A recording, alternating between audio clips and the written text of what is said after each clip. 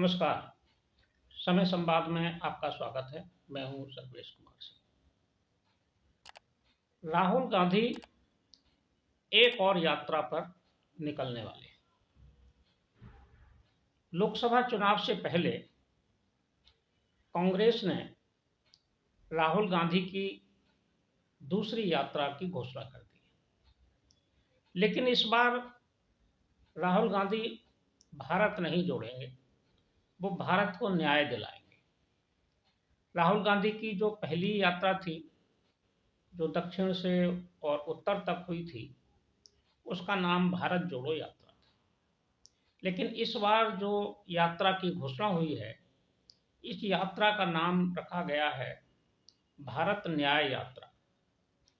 भारत न्याय यात्रा की शुरुआत राहुल गांधी 14 जनवरी को करेंगे मणिपुर से, यानी कि पूर्वोत्तर से इसकी शुरुआत होगी और इसका समापन 22 मार्च को मुंबई में होगा। यात्रा का रूट जारी हो गया है। यात्रा की लंबाई 6200 किलोमीटर है। इस बार की जो यात्रा होगी, ये केवल पैदल नहीं होगी, इसमें कुछ परिवर्तन हुआ है। कुछ जगह राहुल गांधी पैदल चलेंगे, कुछ जगह बाइक रैली के रूप में चलेंगे, कुछ जगह कारों से चलेंगे, बसों से चलेंगे। अलग अलग तरीके से वो जनसभाएं करते हुए चलेंगे। यात्रा के क्षेत्र में 14 राज्य आते हैं और 85 जिले। यात्रा मणिपुर से शुरू होकर नागालैंड जाएगी, असम जाएगी, असम के बाद पश्चिम बंगाल, उड़ीसा, झारखंड, बिहार, छत्तीसगढ़, उत्तर प्रदेश, मध्य प्रदेश और उसके बाद राजस्थान, और राजस्थान के बाद फिर गुजरात, गुजरात से होते हुए मुंबई।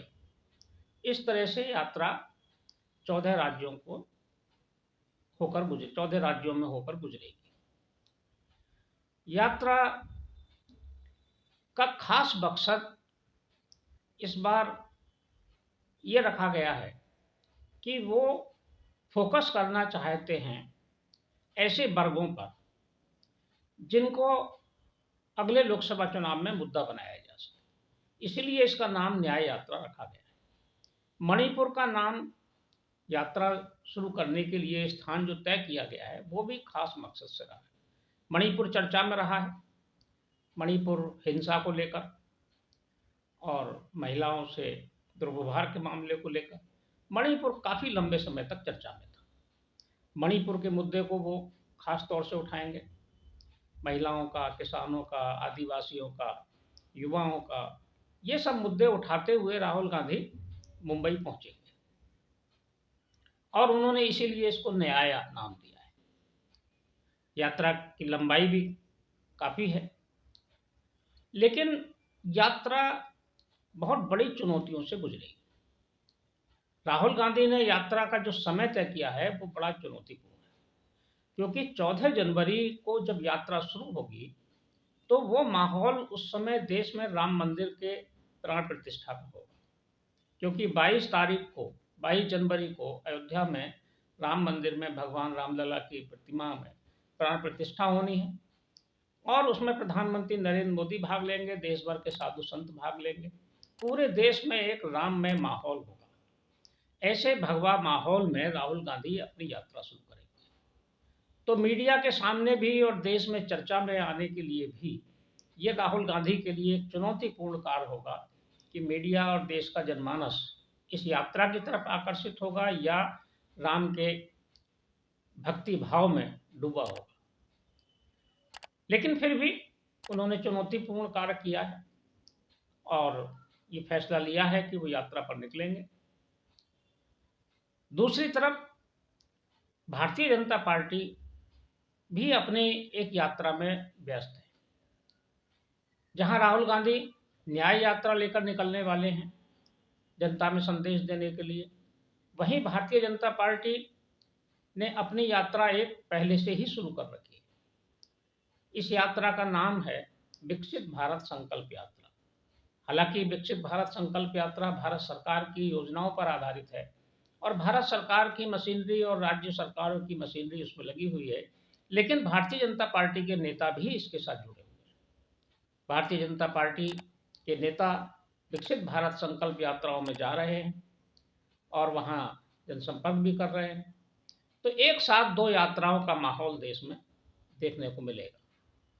लेकिन इस यात्रा को राहुल गांधी ने मणिपुर से शुरू करके देश ही नहीं दुनिया का ध्यान भी आकर्षित करने की कोशिश की है। राहुल गांधी के जो रणनीतिकार हैं, उन्होंने जो भी सोचा हो, लेकिन यात्रा शुरू करने में देर कर दिया। राहुल गांधी को बिल्कुल चुनाव से, जब यात्रा समाप्त होगी मार्च में 20 मार्च को, तो चुनाव लगभग एकदम निकट होगा। अगर वो यात्रा थोड़ा और समय से पहले शुरू करते तो कांग्रेस को शायद इसमें फायदा होता। लेकिन जो भी सोचा हो नेताओं ने, भारतीय जनता पार्टी के नेताओं ने उनकी यात्रा पर प्रतिक्रिया दी है। उन्होंने कहा है कि राहुल गांधी की यात्राओं से कोई फर्क नहीं पड़ता है, यात्रा उन्होंने पहले भी की थी। लेकिन ऐसा है नहीं, यात्रा का प्रभाव जरूर होता है। भारत जोड़ो यात्रा के बाद ही कांग्रेस ने कर्नाटक का चुनाव जीता था। हालांकि उस यात्रा का लाभ मध्य प्रदेश, छत्तीसगढ़ और राजस्थान में नहीं मिला, लेकिन कांग्रेस अपना वोट बचाए रखने में सफल रही और एक नया राज्य में चुनाव लड़के उसने सरकार बना ली। तेलंगाना में सरकार बना ली कांग्रेस ने। तो एकदम ये नहीं कहा जा सकता है कि यात्रा का कोई लाभ नहीं होता है। अब भारतीय जनता पार्टी को उनकी इस यात्रा की भी कोई काट ढूंढनी पड़ेगी और उनकी जो यात्रा के बाद जो चुनौती खड़ी करने की कोशिश करेंगे राहुल गांधी।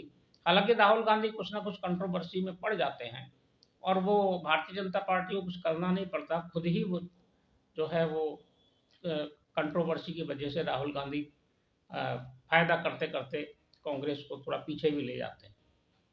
लेकिन यात्रा शुरू की है और साहसिक कदम है। राजनीति में जनता के पास जो भी नेता जाए या जो भी दल जाए, जनता की बात सुने, उसका स्वागत किया जाना चाहिए। तो राहुल गांधी के साहसिक कदम का भी स्वागत है। देखते हैं जनता का समर्थन कैसा मिलता है, कैसा रेस्पॉन्स मिलता है, जनता किस रूप में लेती है इस यात्रा को। यात्रा के परिणाम तो 2024 में ही पता चलेंगे चुनाव के बाद, लेकिन ये प्रयास उनका अपनी पार्टी के लिए अच्छा है। समय संवाद में आज बस इतना ही। कल फिर मिलेंगे किसी एक खास विषय के साथ। तब तक के लिए मैं सर्वेश कुमार सिंह आपसे विदा लेता हूँ। नमस्कार।